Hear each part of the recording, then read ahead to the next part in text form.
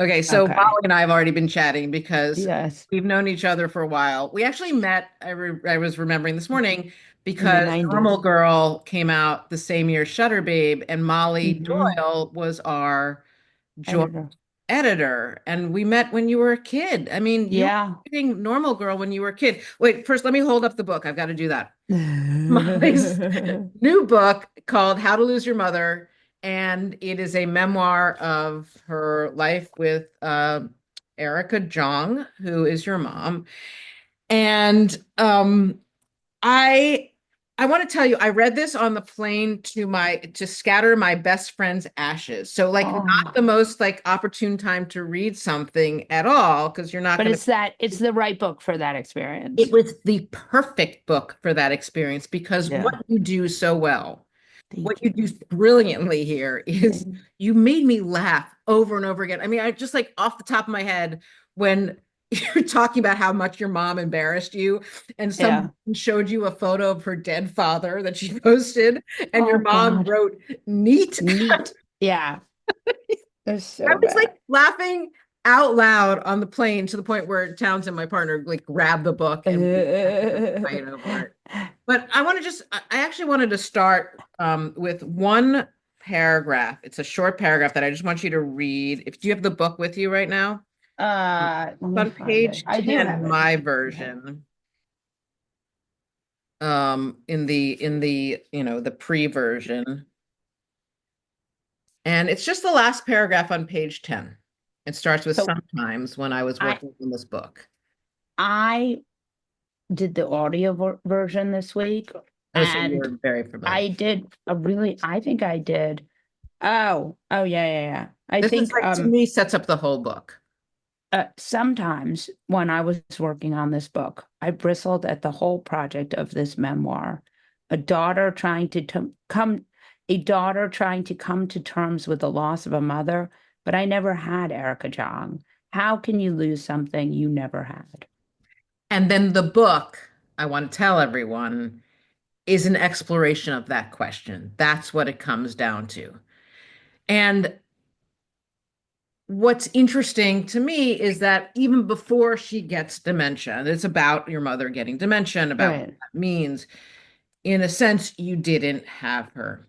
So just tell me about the origins of the book, and then we're going to talk about other things. But I really want to get into Yeah. care because, as you know, I Yeah. know that well. But let's talk about the Yeah. origins of the book first. So my so I had been doing TV and I had been doing a lot of, media stuff. So there was a feeling that I had a platform. And when you have a platform, you should do a book. Mhm. And because the whole goal here is to stay alive with our careers in a business that is just completely cratered.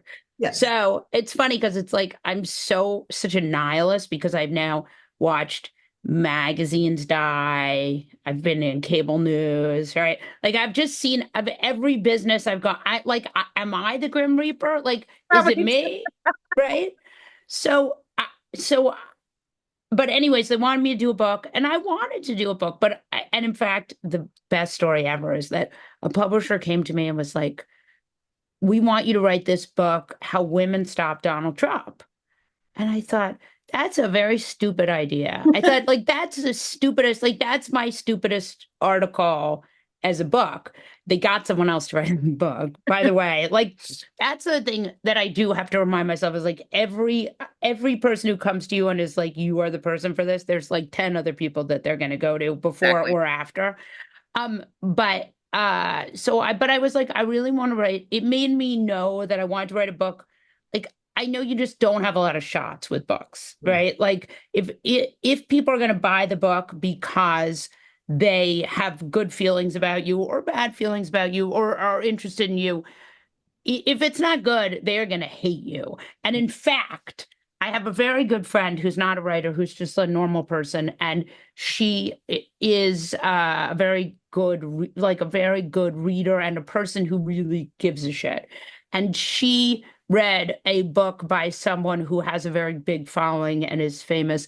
And she read the book and she was so mad about the book that she stopped liking the person. That's really interesting. Yeah. Yeah. And she was just mad. Like she just was like, she just felt like the book wasn't that good, and she's just mad. Yeah. And so I just like, I really wanted a book that was like, where if you were going to buy this book, because books are actually really expensive, that you were going to like really not regret it. And that it was, and remember, I'm sober since I'm 19. So I'm always thinking about like what, sort of, and I don't want to sound overly self-congratulatory here, but the idea of being of service, like Yes. how can my experience benefit other people? Well, right before the paragraph that I had you read, you write, when I got sober, I was promised that I'd be able to see how my experience could benefit others. I truly believe this. So this is that. I have that experience, by the way. I'm not sober. I mean, I am Right, actually sober because I don't drink, but I wasn't an alcoholic. But I do know that the people that write to me after reading my books right, always say, even though my story is not the same as yours, right, words help me figure out something about my marriage, my job, feminism, whatever right, it right, is right, that right. they grasp onto. And that I think is really important. And I think about, the books or the films or whatever it is that's helped me sort of process my experience. And so that was my goal. And then I had this, what happened was I wanted to write about my mom, but I also didn't really want to write about my mom. But I did, this is like a theme in the book, and I think it is true, is that like a bad childhood you cannot get out of. Yeah. Whereas like a good childhood, you're always trying to get back to. And I've seen that so much in my life, even recently, and I'm 46. Like I I met someone whose father had had a long affair with my mother.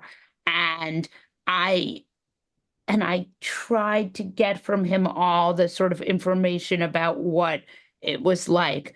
And I couldn't, and I wasn't able to, it got really in my head. Like things that should not get in my head from my childhood get very stuck in my head. And I really do think that's because when there's like, I don't have nostalgia from my childhood. I just want to you want to get back there and sort of understand it. And part of that was like, I'm 46 years old. I have to shut the door on this, but also I didn't want to make it one of those meditations where there's just nobody gives a fuck except the people involved in it. And what happened was when I started selling the book, all of a sudden my life fell apart. Right. And Oh my so, God. And Matt, how's Matt doing? right, he's good. He's okay. But like, so as I'm doing it, I don't want to give away Yeah. but so as I'm selling the book, I am doing these interviews with these publishers, and Matt has been diagnosed with pancreatic. It turns out not to be the bad pancreatic cancer, but like the night before I'm supposed to be doing these like Zooms with these publishers, calls me at 3 a.m. from the emergency room, is my husband, and he says, they found a mass in my pancreas. And I was like, wait, what? Like, I was like, but bad things aren't, I was like, it just was like, huh? And that happens to a lot of us. I mean, especially, like in this world where a lot of people get cancer a lot, and a lot of young people get cancer. Like this is the new normal. Yep. Right? We can argue about whether it's from the environment or whether it's from early detection, but this is a new normal. But I was still like, but I don't understand. Like, my all my problems are supposed to be created by myself. And it just like it just and then we started, like, my stepfather died and his father died, and it just was like a cascade Yeah. It was an Anna of Terribilis. Yeah, for yeah, sure. yeah. But it was also, I had read A Year of Magical Thinking. I had a real unhealthy relationship with that book. And I had known Quintana, so I had a sort of unhealthy relationship with a family that I barely knew. And I think a lot of people have an unhealthy relationship with that family because she did sell her sunglasses for $100,000. So obviously other people felt this way about them. We're talking about James Um, Gideon, by the way, just to, yeah, yeah. yeah. Um, but I just, I felt like I could process the information that way. Yeah, and you did, and in a way, what we do is we go as the reader. I go on a journey with you that people who have are finishing therapy go through, which is that you make peace with the childhood you had Right. and accept the adulthood you now have. Yeah. Realize that there is no going back. And and and there's one, like, hold on, I had this other part that I had marked down that I thought was kind of the moment where you have acceptance. Do you mind turning to Of page course. Yeah, yeah, yeah. 197? And it starts in Yes. the middle. It says, "My mom didn't wish me a happy 45th birthday," and ends with, "Go back and fix it." All right, let me see. Just three paragraphs. This is no, I like this is weird and I like it. Wait, 47. I know I'm I doing the have close this, reading of your book. I love it so I much. love this. Well, I have to tell you, I believe, and again, I think I may in this case be high on my own supply, but I do believe that I did a really good audiobook reading, and I'm convinced that like even though there's not much in the world for audio, but like I'm convinced that I'm very good at it. Like a lot of times I'll do something and I'll be like, oh, like any sports, any activities, walking down the street. But this I was like, with this I'm good at. Wait, where am I reading this? Page 197, and it starts Oh, with, "My mom didn't wish 197. me a happy 45th birthday." Oh, okay. This was just last year because you're 46 now. Yeah, but I'm almost 47. I thought I was 47 and I got really worried. And then I realized I was 46 and I was happy. Okay. My mom didn't wish me a happy 45th birthday. She didn't know it was my birthday. I called her waiting to see if she would say anything about my birthday, but she did not. It was not clear, even if she knew who I was. She is both alive and dead. She is both my mother and not my mom. We are, though, we are through. We are over. The mother I was desperate for, that mother, she is gone, and she will never be. We will never have the relationship I desperately wanted. I will never be able to go back and fix it. I loved that moment in the book because, again, the book is hysterically funny. I'm laughing the whole way through. And then you get to this moment where everyone has to get to, every person on earth Hmm. has to get to the point where they accept the childhood they had, that it was Hmm. the one they wanted, or maybe lucky people, it was the one they wanted, but it's over. It's done. It's time to move Right. on. And there were just so many parts of this too, like the fact that she left you alone so often and you were an only child. And you talk about, well, yeah, But I that's have a bone to pick with you because there's one part where you talk about how you are unable to connect with humans, and I find that, as a person who has known you and has had lunch right. and dinner with you, you are one of the people that I connect with so easily. And Oh, maybe thank it's just you. because we're both writers, or maybe because we had our books come out at the same time. Yeah. But I do think you're very good at connecting, and you sell yourself short in that way. Um, But being left alone as an only child, tell me a little bit about that.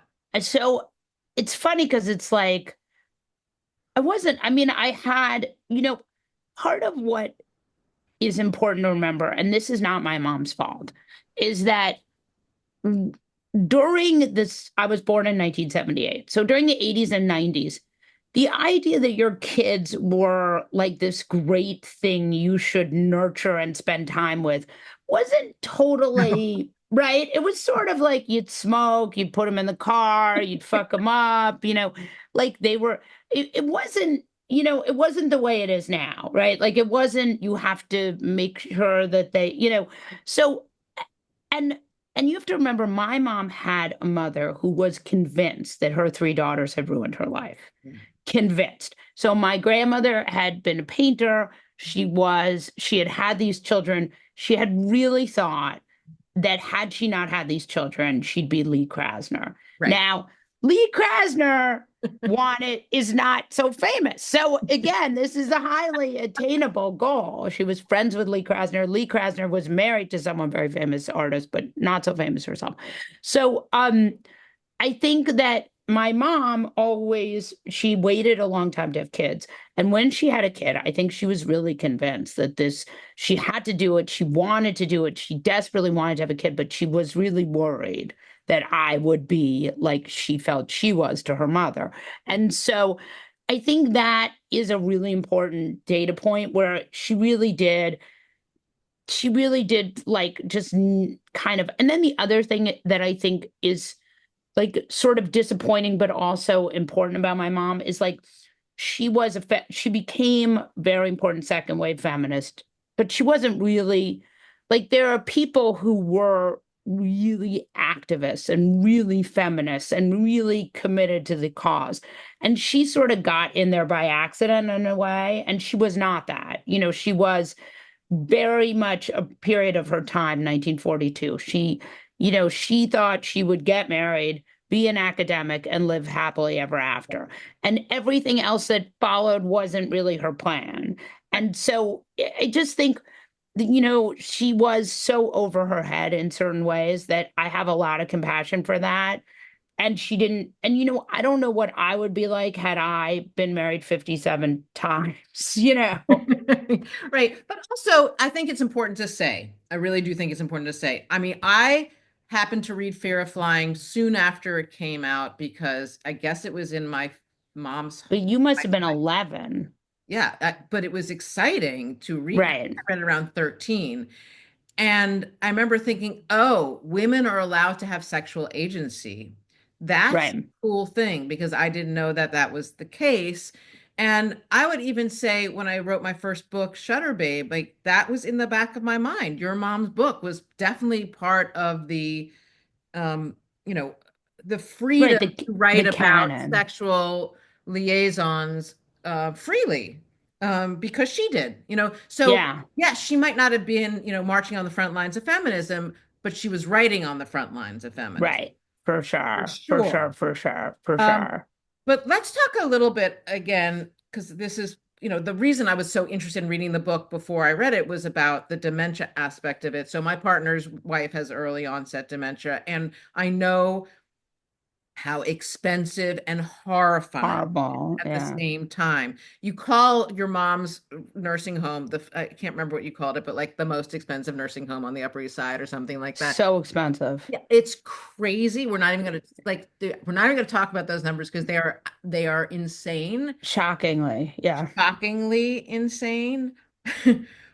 But what was fascinating to me, again, as a reader, is when she got dementia, it's not like the relationship between you was that different, right? No, no. It's funny because it's like I'm not so close with my mother's family, except I have two first cousins that I'm close with, and one I'm very close with. And the one I'm very close with is like a very nice person. So it's very hard. She's one of those people, it's very hard to like for her to say, you could get her to say bad stuff, but you have to work. And those people. And she was like, Ma. And she kind of was like, she definitely, your mom was always very, that this is not a huge shift. Um, that she was, there were certain part, and that was a big problem with the dementia thing was that we Al. couldn't see it right until it was. But Oh, it's funny because I have a friend who has a husband who has early onset. It is really tough. I no, mean, it's that really, is, really tough. But I mean, again, one of the more poignant and also hysterically funny parts of your book was when her classmates at Barnard for their reunion wanted to have her speak oh, so on awful. stage,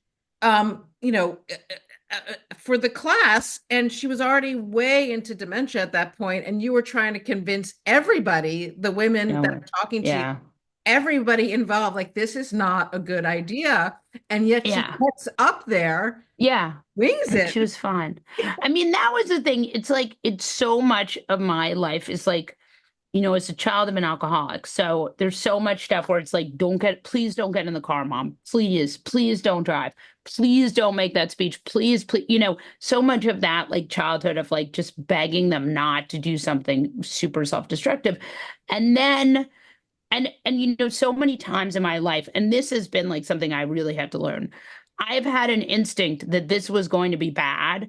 And I've been like, yeah, but everyone else says it's going to be fine. So what do I know? Right. Maybe like so many times I've been like, this seems like a very bad idea. And then I'm like, everyone else says it's okay. And I have only very recently when I have that idea been like, hmm, like maybe I'm right. Like, that's the legacy of your 40s is like where you go, like, maybe I'm right. Maybe these people are actually wrong. Like maybe my years of experience might be correct. And so I mean, that's the thing is like we talk about getting older, and I feel like this book, for me anyway, I don't know if it made it onto the page as much as I felt it while writing it, but I spent so much time writing this book being like, oh, we're on the back nine. Like, Yes, no, I oh, felt that for sure. This is a okay. middle-aged memoir. Yeah. This is a woman Yeah. coming to terms with With a, past and heading yeah. into a To uncertain the end. future, particularly, Yeah. with health issues with your husband and all those things. But But yeah, yeah, go on.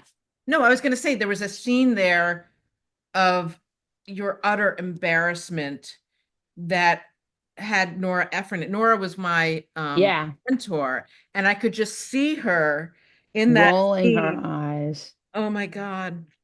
It was so bad. It did it And so well. it's so bad. And it just was so, and I've talked to Jacob about it, and I'm like, it was so bad. It was so, yeah, it was bad. Wait, And tell the story. Tell the story. That's something you can do.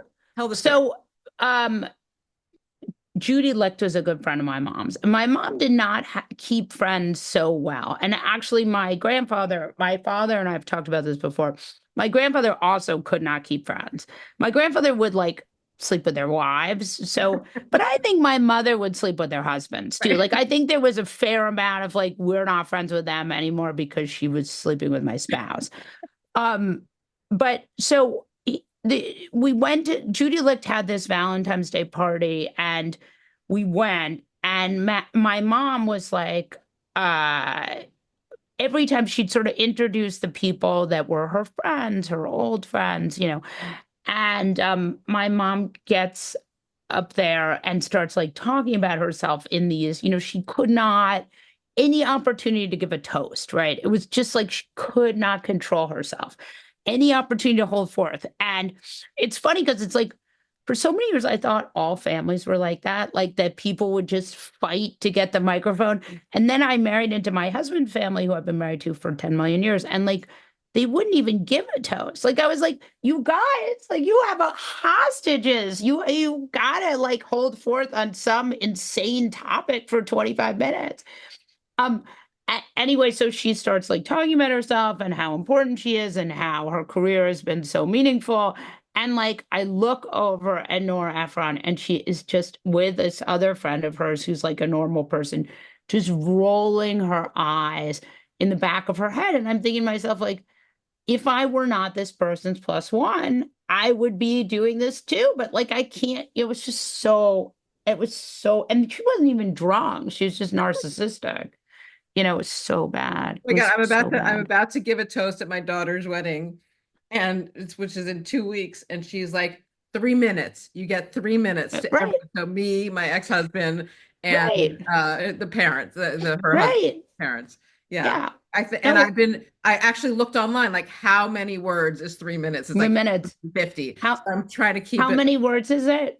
it's like 450 is three. That's pretty good. Yeah, so I'm Yeah. trying to keep it under that. But like as I'm writing my daughter's toast, of course, I'm thinking about this book. I'm like, Yes, don't embarrass your daughter. it's Like, it's it can be true. funny, but it shouldn't be humiliating. Yes. And it really is true. Like you don't the good and this is like the good childhood too. The good toast, you remember it was a nice toast. The Yeah. bad toast, you remember Every everything they word. said. Yeah. Every Yeah. single word. And also one of the things I was thinking of as I'm reading this book is your mom writes about her life and often wrote about you. And I had gotten to the point with particularly my daughter, who like I couldn't not write about when I was writing about nearly dying because she saved Right. my life and she was very much a part of that whole experience. But what I did, and I will do this from now on if I ever write about them again, is I always send them or her in Right. this case an entire copy of the book, Right. edit it as you want. Yes. So if I got something wrong, let me know and let's Yeah. figure out what because people's memories are faulty. And Mm-hmm. that has been my process ever since because I Yeah. didn't want to be the kind of mom who writes about her kids and then like gets them angry about the fact Yeah. that they don't have agency in that tale. Yeah. Um, No, hey, that's Molly, this right. book is so, so, so good. Oh, I thank you. think it's going to be incredibly helpful to everyone, not just somebody with a famous mother, but like anyone Right. The with a point is, mother, anyone right. with a mother, anyone who's middle aged, who's dealing with a parent who is With declining, and who is also a dealing with spouse has children cancer. and parents declining and spouse getting sick. It's like it is you take a year of your life and you give it to us. I really feel like it was Oh. a gift. Well, the thing that I like about the thing that I think is useful is when you have kids, at least the way we have kids now in the year 2025, when you have kids, you don't have to worry about them as much as you think you do. Right. Like, even though my older one is very sensitive in certain ways, he was okay. Like we just like there was a certain, and I think we got the right amount. I mean, I'm sure they'll say that we didn't, but since they're not watching this and they fucking hopefully won't, I think we got the right amount of lying to them. Like we lied to them a little. We told them a little bit of the truth. We told them in a way that we were careful. And because teenagers, thank God, are so involved with their own lives, Yeah. they were able to really be okay. And it was so, and like that, I feel like is a really important message because when you have a sick spouse, you really think like, oh God, everything's going to be fucked up here. And like that isn't necessarily true. Like you can make it. I mean, look, my husband, it turned out very well, and he had a very good, everything went as well as it could possibly go. Knock on wood, yeah. But right, right. Yeah. But I think there's like a lesson there that you really can that the kids can be okay, you know? Well, I would even go one step further than that. I would say that kids process trauma and difficulty in ways that are useful to them as Yeah, it turns into resilience. So my younger child, who is 9 and 11 years younger than their siblings, didn't really grow up with a dad in his home, right? Like yeah, my partner, my husband and I got separated when he was 7. Paul moved away, didn't come back for 4 years. Like, and yeah. what happened was like I had to go get a very, high paying job, and Leo was 7, and I was like, here is a Metro card. Goodbye. Like, Yeah, enjoy, try to get to school on time. yeah, And yeah. he is of the 3 children, the most resilient, I would say, Interesting. the least neurotic, the most like whatever, yeah, doing fine That in life. Oh, I'm so happy to hear that. That makes me happy because I remember he was like a lot younger, which is So much younger and hard. he had to just like whoop, grow up really fast. Yeah. Wait, All how right. old is he now? He's 18 turning 19 in a month. Yeah, so he's a Oh, freshman at college right now. oh, I know. It's crazy. I have a nearly 30-year-old, a 28-year-old about to get married, and a 19-year-old. It's yeah. Well, it's crazy. all right, I'm gonna Yeah. press stop on the record. Stay on for a few minutes. Hold on one second. Okay. Oh, thank you. Thank you for joining me Oh today. my God.